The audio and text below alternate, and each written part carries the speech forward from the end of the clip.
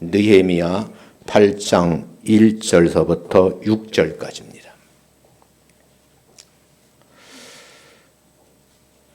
같이 한번 읽도록 하겠습니다. 천천히 읽어주셨으면 고맙겠어요. 1절 읽습니다. 시작.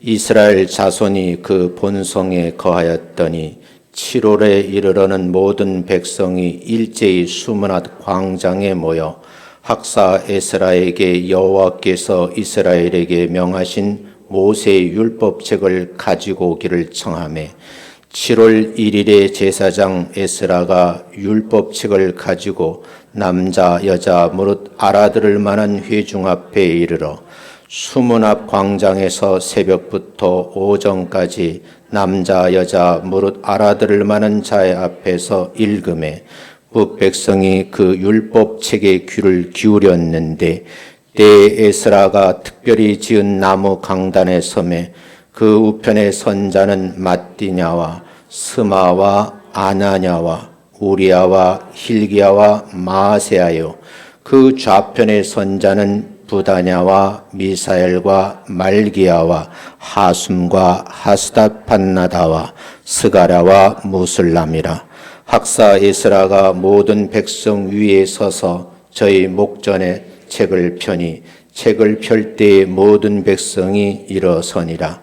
에스라가 광대하신 하나님 여호와를 송축하며 모든 백성이 손을 들고 아멘 아멘 응답하고 몸을 굽혀 얼굴을 땅에 대고 여호와께 경배하였느니라. 아멘. 옆 사람과 같이 인사합니다. 만나 뵙게 돼서 반갑습니다. 인사합니다. 다시요. 건강의 복을 받아 누리시기 바랍니다. 인사합니다.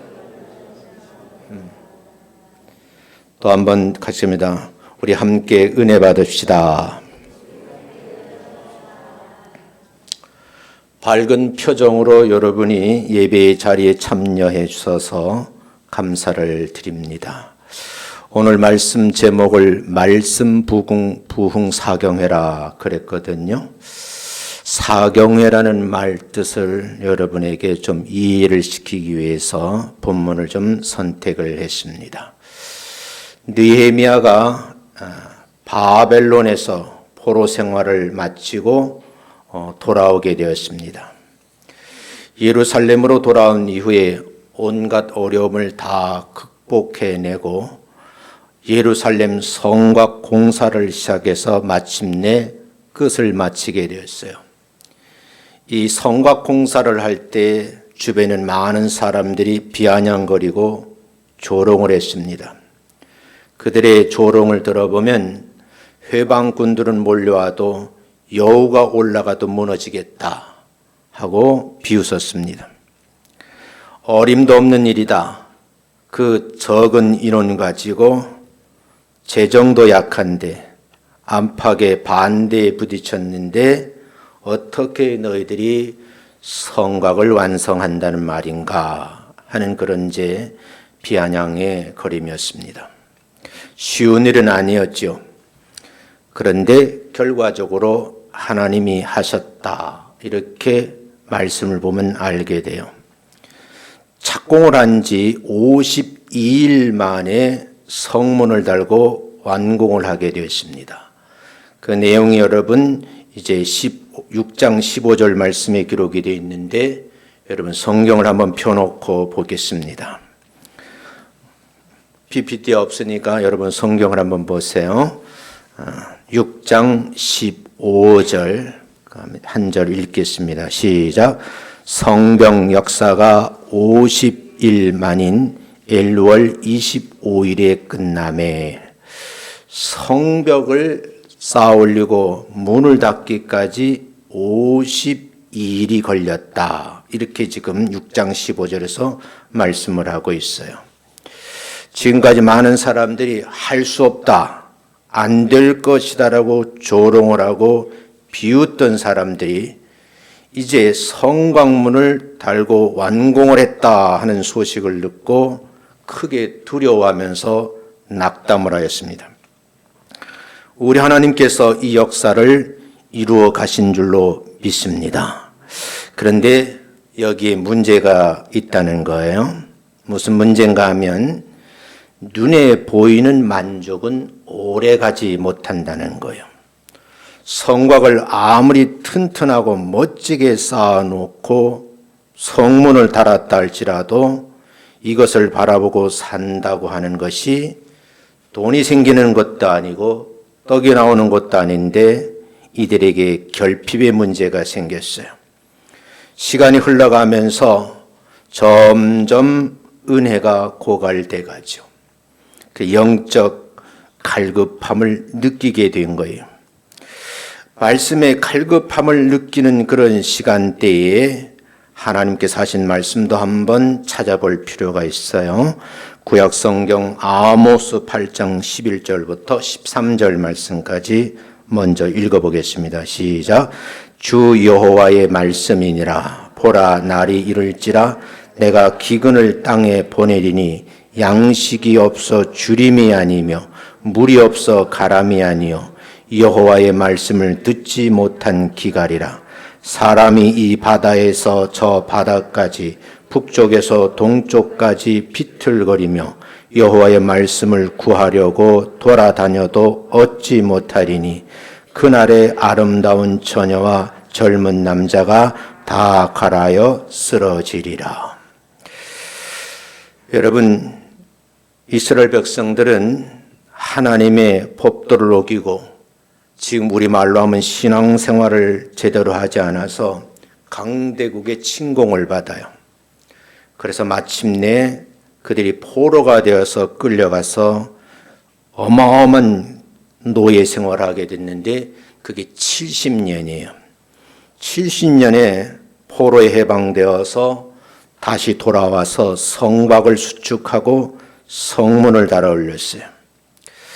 우리 여기서 성문을 다 닫고 완성시켰는데 문제는 뭐냐? 영적 해갈이 되지 않았다는 거예요. 파스칼이라는 사람은 이런 말을 남겨놨어요. 모든 사람들의 마음속에는 하나님만이 채울 수 있는 작은 공간이 있다. 이렇게 이야기를 나누었어요. 이 말을 한번 하면 우리가 되새김질해 보면 나의 마음속에는 하나님이 임재하시는 작은 공간이 있다. 그런 뜻이에요. 여러분 한번 큰 소리로 따라합니다. 내 마음속에는 하나님이 임재하시는 작은 공간이 있습니다. 그 공간이 채워지지 않으면 사람들이 어떤 만족을 추구하기 위해서 다른 것에 관심을 갖게 된다. 그런 말이죠. 어떤 사람들은 물질을 찾아 헤매요. 어떤 사람은 출세를 하기 위해서 온갖 노력을 다하는데 채워지지 않는 거죠. 이 채워지지 않는 마음을 공허한 마음이라 그래요. 세상 그 어느 곳으로도 채울 수 없는 이 작은 공간. 어떤 사람 물질로 채우려고, 어떤 사람은 명예로 채우려고, 어떤 사람은 남녀 관계로 채우려고 한다는 거죠. 그런데 분명히 말씀드릴 것은 하나님의 말씀으로만 채워질 공간, 그곳에 여러분이 말씀으로 채워지는 영적 부흥의 책임자가 되시기를 주님의 이름으로 축원합니다. 예배 중에 임재하시는 하나님이시라고 그러거든요. 엄밀히 말하면 예배를 드릴 때 엄숙하고 또 경건하게 예배를 드려야 돼요. 하나님께 예배를 드릴 때만이 채워지는 영적인 공간이 있다. 그런 말씀이죠. 이런 까닭에 수많은 사람들이 성곽문을 달았는데 수문화 광장 앞에 모여들기 시작했어요. 그리고 마침내 성회가 열렸는데 저는 이 성회를 말씀 부흥 사경회다. 그렇게 제목을 붙인 거예요. 오늘은 교회력에 하면 대림절 세 번째 주일인데 네 번째 주간 가운데에 성서주일이 끼어 있어요. 왜 이 성서주일이 끼어 있을까 고민을 해봤거든요. 이 말씀 부경 사역에 열렸던 수문학 광장에서 도대체 어떤 일이 일어났는지, 무슨 일이 발생했는지 살펴보면서 함께 좀 은혜를 나누려고 합니다. 본문으로 좀 들어가 보면 이제 이런 말씀이에요. 은혜에 갈급한 백성들이 스스로 자원하는 마음으로 수문학 광장으로 모여들었다. 그런 말이거든요. 느헤미야 8장 1절 말씀 다시 읽어보겠습니다. 읽어봅니다. 시작. 일곱째 달에 이르러 모든 백성이 일제히 수문학 광장에 모여 학사 에스라에게 여호와께서 이스라엘에게 명령하신 모세 율법책을 가져오기를 청하매. 근데 여기서 이제 일곱째 달이라는 말이 있어요. 이게 종교력으로 말하면 7월이에요. 사람 주변에 있는 사람들 민간력으로 말하면 1월이에요. 지금 우리가 사용하고 있는 태양력으로 말하면 9월이나 10월을 말하는 겁니다. 근데 2절에 보면 그날을 7월 1일이라고 그랬거든요. 이 7월 1일은요, 안식일이라고 불리는 날인데 성경은 나팔절이라 그래요. 나팔절은 성회가 열리는 날인데 민수기서 29장 1절에 보면 일곱째 달에 이르러는 그달 초하루에 성회로 모이라 하는 그런 말씀이 있고, 모일 때에 아무 일도 하지 말아라. 노동을 하지 말라는 거예요. 그리고 나팔을 부는 날이다. 이렇게 이제 민수기서에 기록이 되어 있어요. 더구나 이제 여러분이 70년이라는 기나긴 세월 때 포로 생활을 하면서 오랫동안 이 절기를 지키지 못했어요. 이제 성곽도 완성되고 성문을 다룬 그런 기쁜 마음으로 나팔절을 지키기 위해서 수문학 광장에 수많은 무리들이 모여들었어요. 그것에 모이들은 사람들을 표현하기를 남자나 여자 구분하지는 않는데 딱 조건이 있어요. 알아들을 만한 모든 사람들이 모여들었다. 다시 말씀드리면 들을 수 있는 것만 해도 큰 은혜라는 거예요. 같은 말씀을 전해도 그 말씀을 듣고 아멘으로 화답하는 사람이 있는가 하면 목사님이 지금 무슨 말씀을 하시는지 이해가 안 되는 분들도 있다. 그런데 수문학 광장에 모인 남자나 여자나 다 보니까 알아들을 수 있는 귀가 있는 사람, 그런 사람들이 모여들었다. 그렇게 되어 있죠. 이 모임에 강요받지도 않았어요.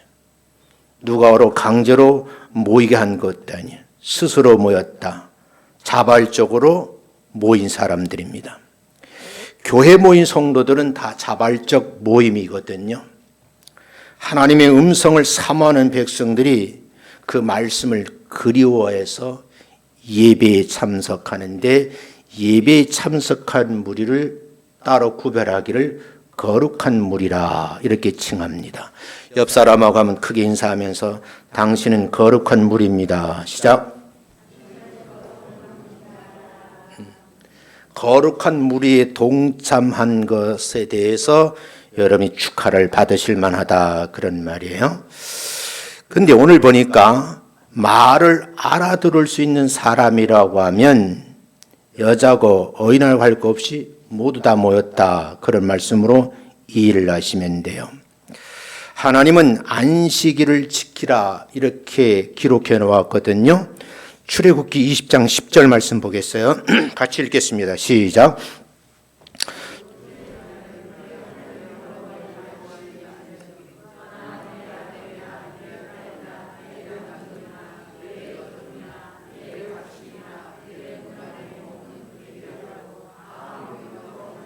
조건이 뭐예요?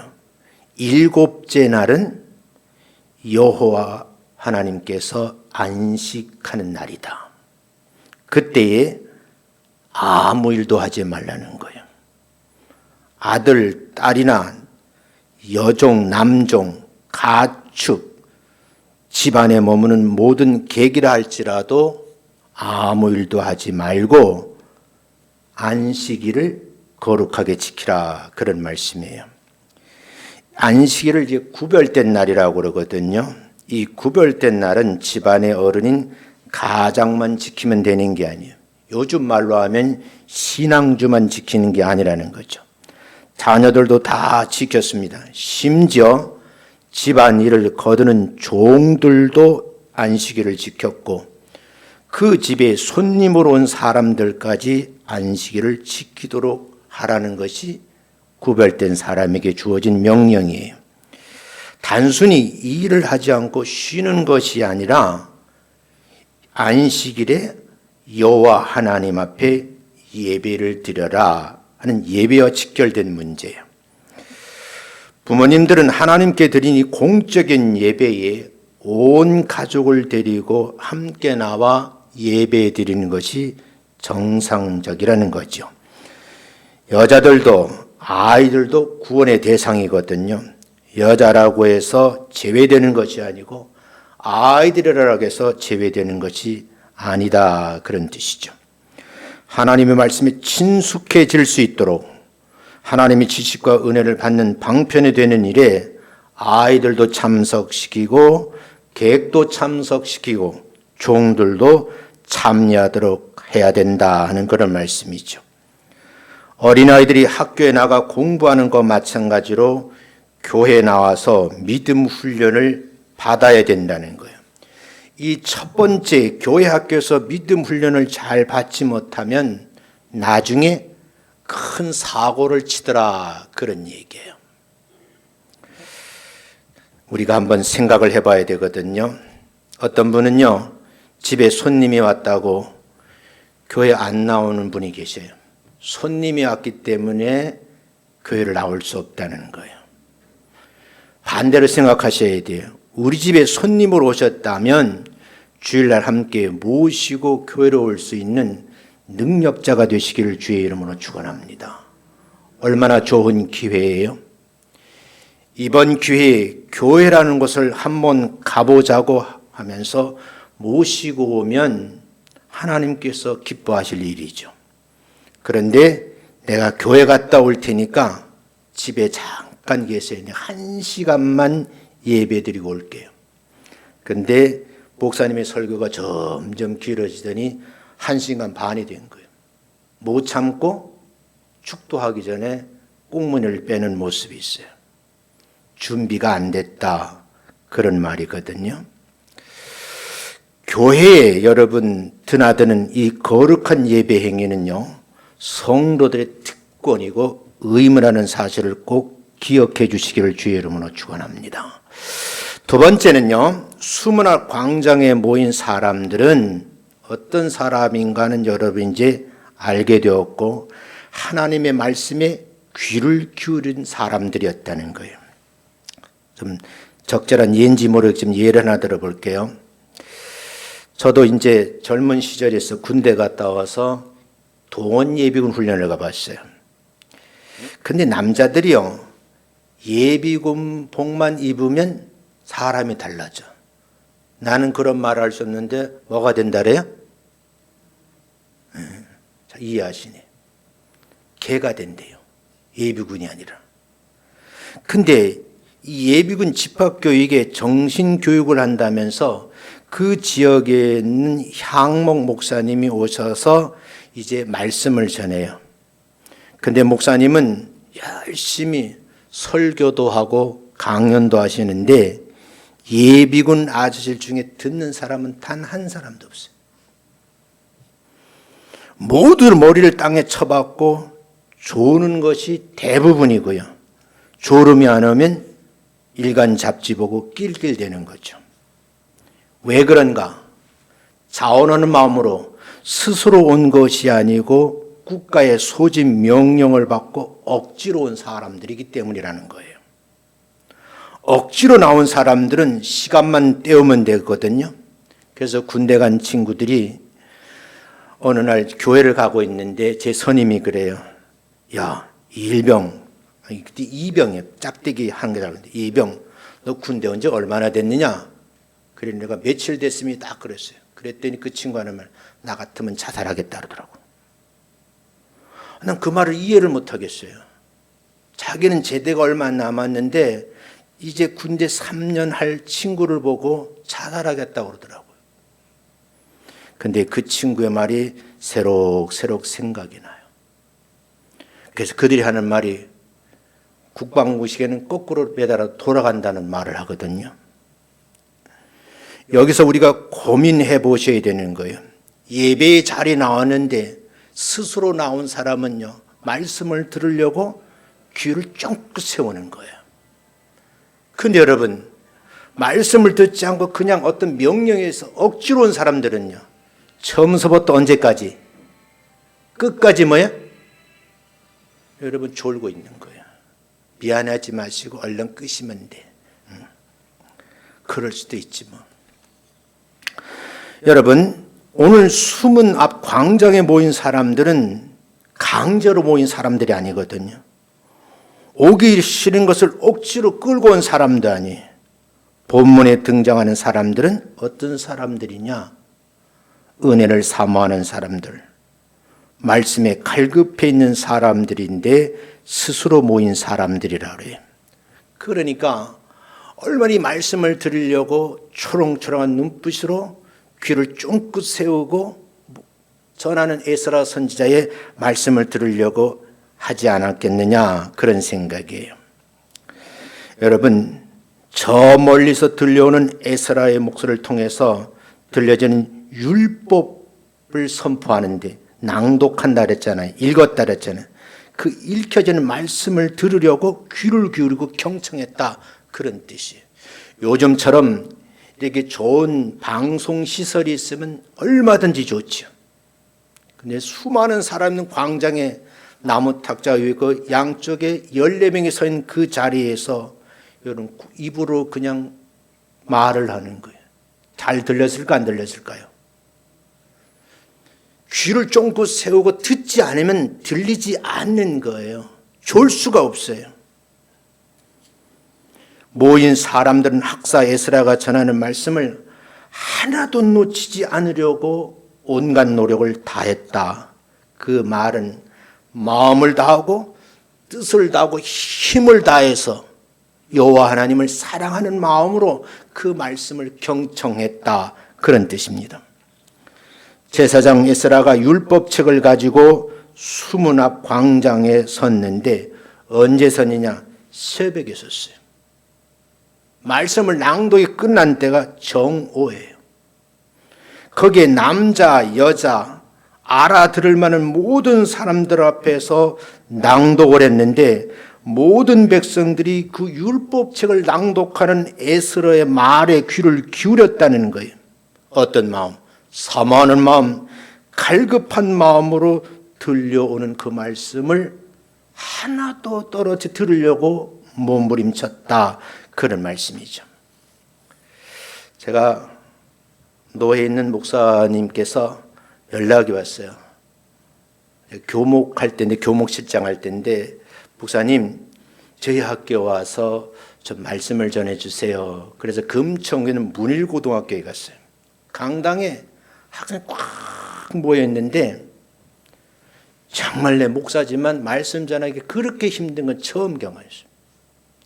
처음부터 끝까지 떠드는데 통제가 안 되더만요. 교목에서 여러 목사님이 쉬쉬해도 아랑곳하잖아요. 이야, 학교 현장이 이렇게 변했구나 하고 뼈저리게 내고 두 번째 부른 안 간다 그랬어요. 정말 용기가 안 생기더라고요. 그리고 그 다음 주일날 우리 교회 강단에 딱 섰는데 여러분 저를 다 쳐다보고 제가 전하는 말씀에 귀를 기울이는데 정말 신명나더라고. 아, 목사가 서야 할 곳은 강단이구나 하는 걸 깨닫게 됐어요. 여러분 보세요. 이 말씀을 잘 한번 귀 기울여 들어보시면 도움이 돼요. 근데 여러분 어느 정도로 이 말씀이 전했느냐? 6시간 낭독했어요. 꼼짝하지 아니하고 광장에 모여서 귀를 기울인 거예요. 이렇게 의자가 있었을까요? 다 여러분 그냥 광장에 모인 겁니다. 율법에 대한 백성들의 열정이 정말 대단했다 하는 것을 암시해 준 말씀이죠. 사례를 하나 소개하겠어요. 묻더라고요. 목사님, 짧으면 짧을수록 좋은 것이 뭔지 아세요? 그러더라고. 엉뚱한 생각하면 안 돼요. 근데 언제부터인지 목사님의 설교가 길으면 그 목사님 닉네임이 붙었는데 고리타분한 목사. 목사님이 설교가 짧으면 뭐야? 스마트한 목사. 이 딱 구분이 되는 거예요. 그래서 내가 아무리 이 얘기를 듣고 생각을 해보니까 나는 고리타분 목사일까 스마트한 목사일까 생각해 보니까 나는 고리타분한 목사더만, 설교를 오래 하니까.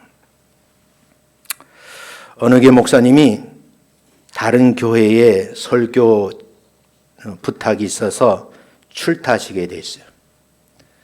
전수사님에게 오늘 주일 오후를 자네가 설교하게 그랬어요. 그리고 타교에 가서 말씀을 잘 인도하고 저녁 늦게 집에 돌아왔어요. 그랬더니 그 사모님이 하시는 말씀, 여보, 오늘 우리 교회 전사님의 설교가 대단해서 짱이었어. 반응이 정말 좋았다는 거예요. 그래서 이 전사님이 화려한 경력을 가진 담임 목사보다 그렇게 설교를 잘했다니까 궁금하잖아요. 그래서 걱정되는 차도님께서 얼마나 잘했냐고 물어보았더니 그 사모님이 이렇게 답을 했어요. 오늘 선생님 딱 설교 10분 했다는 거예요. 10분 설교하면 짱인 거야. 스마트한 목사야. 전체 예배가 30분. 목사님이 인도하면 오후 예배가 1시간 반인데 30분 만에 예배가 끝났어요. 30분 만에 예배가 끝나면 스마트한 목사. 1시간 반 하면 고리타분 목사. 잘 들어보세요. 그런데 여러분, 숨은 광장에 모인 사람들은 30분도 아니고 1시간 반도 아니고 6시간 서 있었습니다. 성경을 우리가 한번 찾아보겠어요. 이제 5절 말씀인데 한번 읽어보겠습니다. 같이 읽습니다. 시작. 뭇백성이 그 율법책에 귀를 기울였는데 책을 펼 때에 모든 백성이 어떻게 하더라? 여러분 보세요. 뭇백성들이 에스라가 율법책을 들고나 딱 펼쳐서 낭독하기 시작했는데 그 멀리 들리는 소리를 내가 들으려고 뭐요? 귀를 기울였다. 듣는 귀가 있는 사람은 복인 줄로 믿습니다. 책을 펼 때 모든 사람들이 어떻게 했다고요?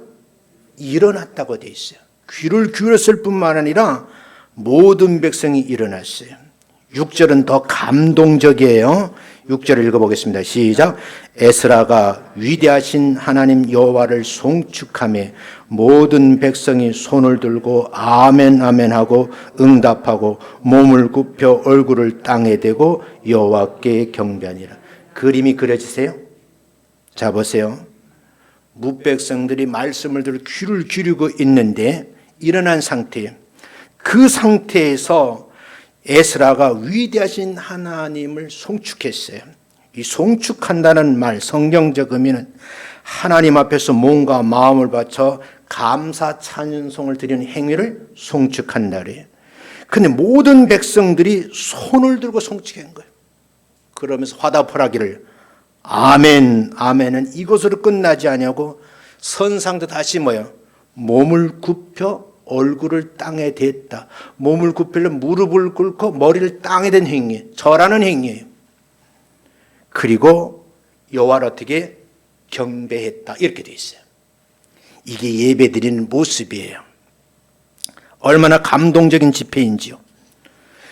은혜를 사모하는 사람들이 모여 말씀에 귀를 기울이는 성회였기 때문에 저는 이 성회를 말씀 부흥 사경회다 이런 말씀을 붙였어요. 그래서 일부 예배에서 제가 다른 쪽으로 말씀을 좀 전해드렸어요. 기독교가요, 이 말씀의 권위를 잃어버린 과거의 역사가 있어요. 그 과거 역사를 더듬어 보면 나타나는 현상이 있는데 말씀의 권위를 잃게 되면 외부에서는 건물이 자꾸 웅장해지는 거예요. 내부에는 성화, 장식품으로 자꾸 꾸며서 화려해지는 거예요. 겉모습이 웅장해지고 내부가 화려해지는 겁니다. 문제는 이제는 의식 중심의 예배로 자꾸 변질돼 가는 거예요. 마침내 성전은 온갖 미술품으로 장식됐고요. 예배의 순서는 점점 복잡해져 가는 거예요. 4대 종교 지도자들 담화하는 걸 봤거든요. 가톨릭 예배에 가면 너무 힘들다는 거예요. 앉아라 일어나라 계속 하거든요. 가톨릭 미사 참석해 보셨어요? 계속 일어나라 앉아라 반복하는 게 너무 많아요. 근데 제일 쉬운 데가 어디요? 불교. 거기 가서 눈만 감고 앉아 있으면 그게 예배 드리는 거예요. 그 불자들이라는 얘기예요. 기독 개신교는 어떠냐? 한번 보셔야 돼요. 자 보세요. 웅장 화려한 예배당 안에서 의식 중심 예배는 점점 교회를 어둠 속으로 몰아가는 거예요. 그래서 중세교회가 타락했다는 말을 하는 거예요. 이를 지켜보고 계셨던 하나님이 이래서는 안 되겠다 하고 개혁자들을 불러 모으셔서 종교개혁을 단행한 겁니다. 그때 개혁자들이 외친 공통적인 말이 있어요. 말씀 중심으로 돌아가자. 말씀 부흥사경을 하자 그 말이에요. 종교개혁한 후에 500년이 지났어요. 그럼 지금 우리가 드린 예배는 어떠하냐는 거예요. 다시 예배는 의식 중심으로 변하고요. 강단에서 하나님의 말씀을 전파하는 시간이 20분 정도 하면 스마트한 목사, 나같이 40분 하면 더티한 목사. 그런데 여러분 수문학 광장에서 새벽부터 오전까지 6시간 동안 율법책을 낭독해 주었는데 모든 백성들이 그 율법책에 기록된 말씀을 읽는 그 소리를 들으려고 귀를 쫑긋 세웠다 그 말이에요. 오늘 드린 이 예배가 여러분들이 마음을 다하고 뜻을 다하고 정성을 다해서 예배에 집중해야 되는 거예요. 그 예배를 하나님께서 받으신다 그 말씀이죠. 조영기 목사님이 돌아가셨을 때 제 옆에 있던 교수님이 그래요. 그 나이 또래 목사님이 3분이 계셨대요. 한 분이 조영기 목사님, 한 분이 한영철 목사님이, 한 분이 피종지 목사님이래. 피종지 목사님 우리 학교 선배님이시거든. 근데 피종지 목사님 다 돌아가셨는데 피종지 목사님 아직도 뭐야? 정정하셔요. 며칠 전에도 배웠거든요. 아직도 그 연세에 식당에 딱 오시더니 자기가 손수 밥을 드셔가지고 식사를 하시는 거예요. 그러니까 어떤 목사님 앉아 계시라고. 아니다 내가 한다. 나는 그 모습을 보고 감동이 되더라고요. 여러분 시편 1편 2절 말씀을 보면 이렇게 되어 있어요. 한번 여러분 제가 읽을 때는 한번 봐요. 복 있는 사람 그랬어요. 이미 복 받은 사람이, 복 있는 사람은 복을 가지고 있는 사람이 여호와의 말씀을 어떻게 해요? 주야로 묵상을 하는 사람이고 그 말씀을 어떻게 해요? 묵상하는 자. 말씀을 즐거워하면서 그 말씀을 밤낮으로 묵상하는 사람, 그 사람이 복을 가진 사람이다 이런 표현을 했어요. 목회자는요 어떻게 하면 좀 더 바르게 하나님의 말씀을 전할 수 있을까? 요즘 이 말씀을 선포한다 그러잖아요. 기도하고 준비를 하잖아요. 그 목사는 당연히 할 일이에요. 어떻게 하면 이 말씀을 바르게 해석해서 잘 전달할 수 있을까? 이게 목사님들의 고민이에요. 성도들의 고민은 뭐냐? 오늘 하나님께서 우리 교회 담임 목사님을 통해 주신 말씀이 어떤 말씀일까 하고 기대를 하셔야 된다는 거예요. 그리고 그날이 오기를 사모해야 된다는 거예요. 기대하고 사모하는 사람들이 주일날 교회 올 때 뭐예요? 은혜가 되는 거예요. 억지로 오면요, 의무적으로 오면 다 뭐 하고 있어요? 누구처럼? 예비군 아저씨들처럼 뭐 하고 있어요? 졸고 있는 거예요. 우리 교회는 지금 현재 예비군 아저씨 같은 분들이 한 분도 없어서 할렐루야. 네? 여러분 어떤 말씀이 주어질까 기대하는 마음, 사모하는 마음으로 이 말씀 어떻게 경청하셔야 된다. 여러분 하박국 2장 1절 말씀에 보면 그가 내게 무엇이라고 말씀하실는지 내가 보겠다. 주일날 예배를 드리면서 내가 볼 것이다. 하나님이 내게 뭐라고 말씀하시는지 그날을 기다리고 그 말씀을 사모해야 된다. 그 말씀이에요. 여러분, 이런 마음 자세로 예배를 임할 때 하나님이 친히 우리에게 말씀을 통해 인치듯이 교훈하시고 우리 예배를 받으시는 줄로 믿습니다. 세 번째는요, 모인 사람들은 말씀을 깨달았을 뿐만 아니라 그 말씀에 즉각 반응을 보였다는 거예요. 본문 말씀을 자세히 살펴보면 함께 낭독한 책을 광장에 모인 사람 아무도 가지고 있지 않아요. 에스라 혼자 그 말씀을 지금 낭독하고 있는 거예요. 근데 궁금증이 생기잖아요. 그 들려지는 그 말씀의 내용을 광장에 있던 모든 사람들이 이해가 되었을까? understand. 낭독하는 걸 듣다가 궁금증이 생겼으면 어떻게 했을까? 본문을 보면 이 내용이 답이 기록되어 있어요. 성경에서 답은 뭐냐? 예비해 놓은 사람들이 있었다는 거예요. 회중들 가운데 율법에 이미 알고 있는 사람들이 있었는데 그 사람들이 누구예요? 레위 사람들이거든요. 이 레위 사람들이 그 수많은 군중들 사이사이에 다 끼어 있었어요. 그래서 들려오는 말씀을 듣는데 이해가 안 되면 도와주는 분들이 뭐예요? 레위 지파, 이 레위인들이었다는 거예요. 궁금증이 생기면 그걸 설명해 주었어요.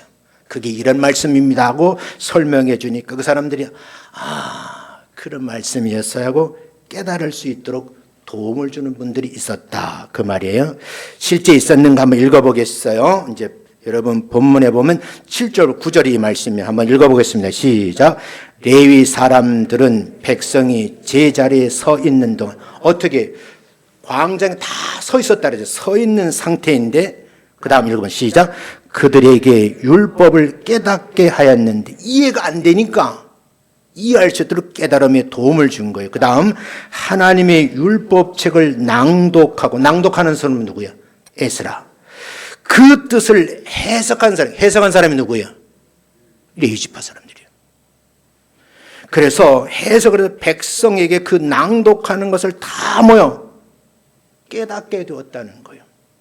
그래서 백성들이 율법의 말씀을 듣고 다 깨달았어요. 알게 되고 깨닫게 되고 마음에 탁 부딪히니까 마음에 감동이 오는 거예요. 이때부터 우리가 뭐를 잘못했는지 알게 된 거예요. 그래서 이 사람들이 대성통곡하는 거예요. 하나님, 내가 하나님을 믿는 사람인데 주의를 범했습니다. 하나님 이것을 도적질했습니다. 그땐 그게 죄인 줄 몰랐는데 하나님 참다 너무 하니까 이웃나라 강대국을 들어서 전쟁에 붙이신 거예요.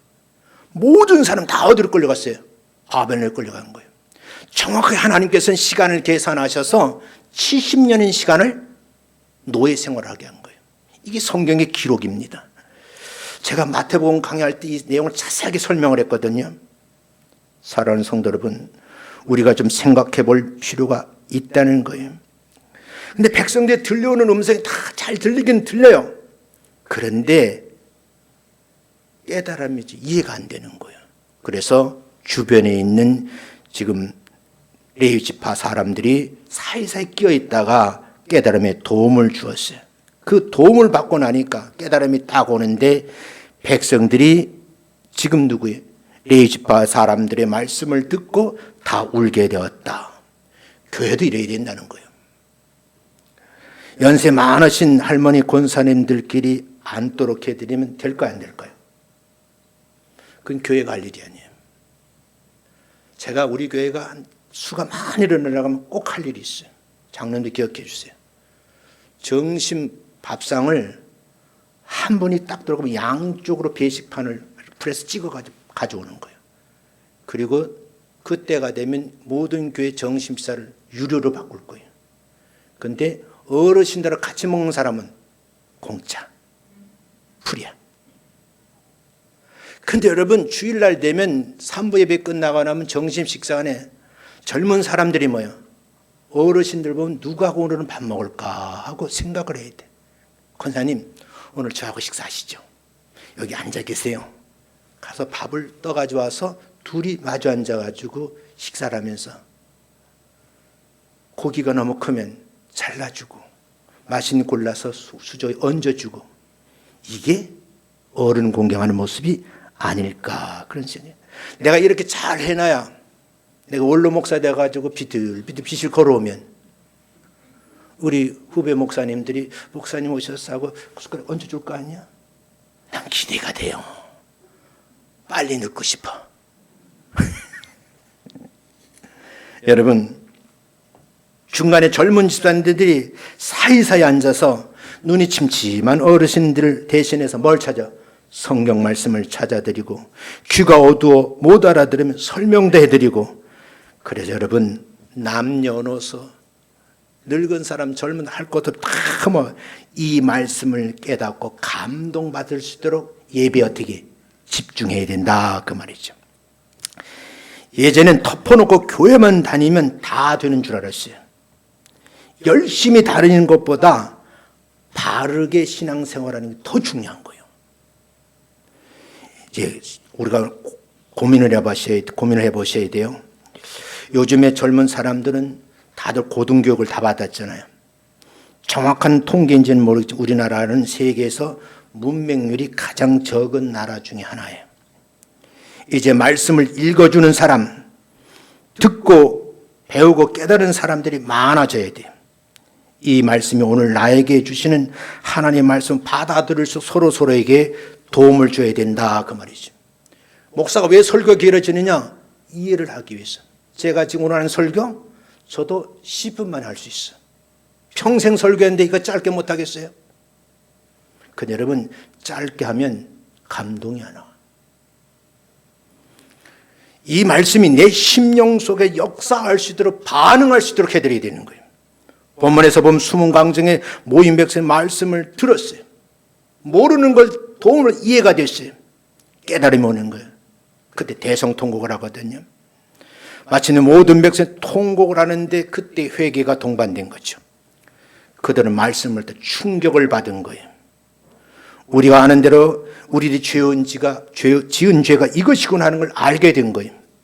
죄로 인해 그들이 얼마나 비참한 생활을 70년 동안 했는지 알게 됐어요.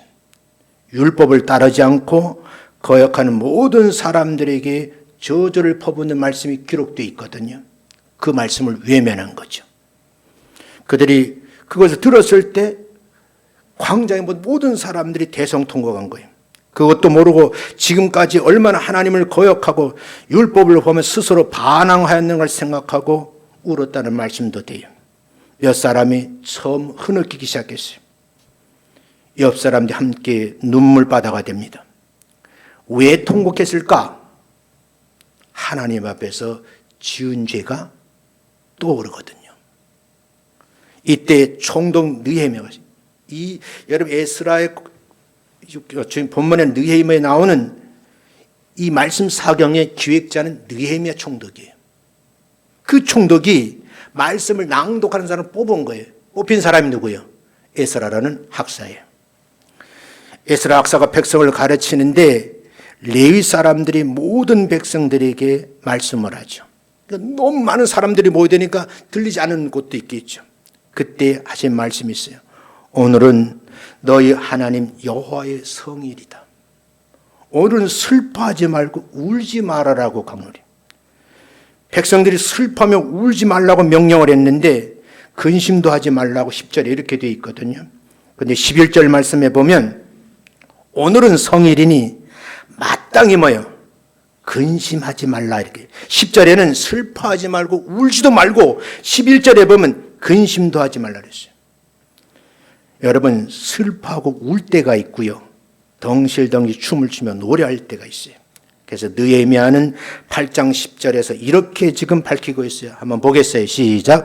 너희는 가서 살진 것을 먹고 단 것을 마실 때 준비하지 못한 자에게 나누어 주라. 이 날은 우리 주의 성일이니 근심하지 말라. 여호와로 인하여 기뻐하는 것이 너희의 힘이니라. 내 마음속에 말씀을 들을 때 저 심령 깊은 곳에서 뭐예요? 기쁨이 막 밀려오는 거예요. 그 말씀을 들을 때 뭐예요? 새 힘이 생기더라. 믿어지시면 아멘.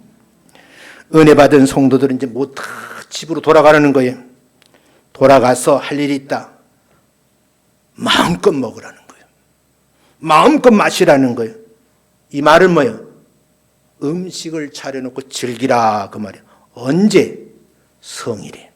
그런데 여러분 12절 말씀에 보면 하반절에 이렇게 되어 있어요. 그들이 그 읽어 들려준 말을 이제 알고 있더라. 어느 정도 밝히 알고 있더라고 표현되어 있거든요. 한번 12절 한번 보세요. 저 PPT는 없어. 여러분 찾아보세요. 성경에. 12절 큰 소리로 시작.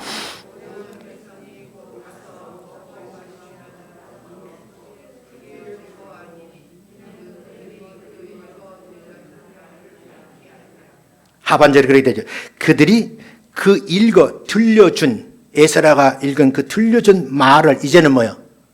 밝히 알더라. 이해가 못한 사람들은 레위 사람들이 사에 끼어져 도움을 받아서 이제는 다 뭐요? 밝히 알더라. 그런 말씀이에요. 말씀을 깨닫게 되면 우리 심령 저 깊은 곳에서 뭐가 밀려와요? 기쁨이 밀려오는 거예요. 요 정도 설교하면 여러분 얼굴이 다 어떻게 돼요? 다 밝아지셔야 돼요. 세상 근심 다 짊어지고 혼자 나라 걱정 다 하는 것처럼 여기다 내천짜리 그리고 교회 왔다고 하면 이제는 뭐요? 얼굴이 훤해져 가지고 집으로 돌아가서 뭐예요? 만찬을 하셔야 되는 거예요. 믿어지면 하면 그때 만찬할 때 깨달으셔야 돼요. 아직도 그 맛있는 살찐 고기와 우리만 음료를 마실 수 없는 환경에 있는 사람들 있잖아요. 그런 사람 어떻게 불러다가 나누어 주는 일이 뭐야? 그게 성일날 하는 일이에요. 이제 코로나가 다 끝나고 지금 저도 고민을 해요.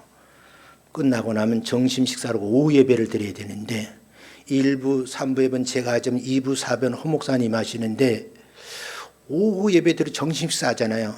원망불평하지 마시고 어떻게 해요? 살찐 고기와 맛있는 음료를 가지고 서로 나누면서 어떻게 교제를 해야 되고 집에 돌아가서는 배불리 먹지 못하고 마시지 못한 사람 어떻게 나눠줄 의무가 성도들에게 있다. 그 말씀이에요. 이해되시면 아멘. 원래요 7월 초하룻날은요 새 날이 시작되는 날인데 이날은 온 백성들이 나팔을 불면서 크게 즐거워하는 성일이거든요. 그래서 이 절을 나팔을 부는 날에서 나팔절이라 해요. 근데 이 의미도 몰랐어요. 기쁨도 사라진 지가 70년 만이에요.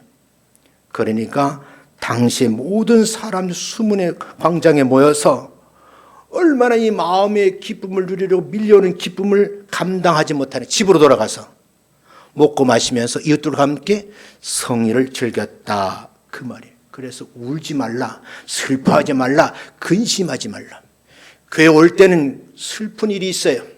근심 덩어리가 가슴에 맺혀 있어. 걱정거리가 많아. 말씀 듣다가 다 해결되시는 여러분 되시기를 주의 이름으로 축원합니다. 이렇게 한번 정리해 보겠어요. 여러분 이제 말씀을 한번 보겠는데 이제 7절부터 12절까지 여러분의 입술을 한번 읽어보고 제가 정리를 하겠어요. 한번 읽어보겠습니다. PPT는 없으니까 다 찾아서 한번 읽어보셨으면 좋겠다. 자, 7절부터 읽습니다. 시작.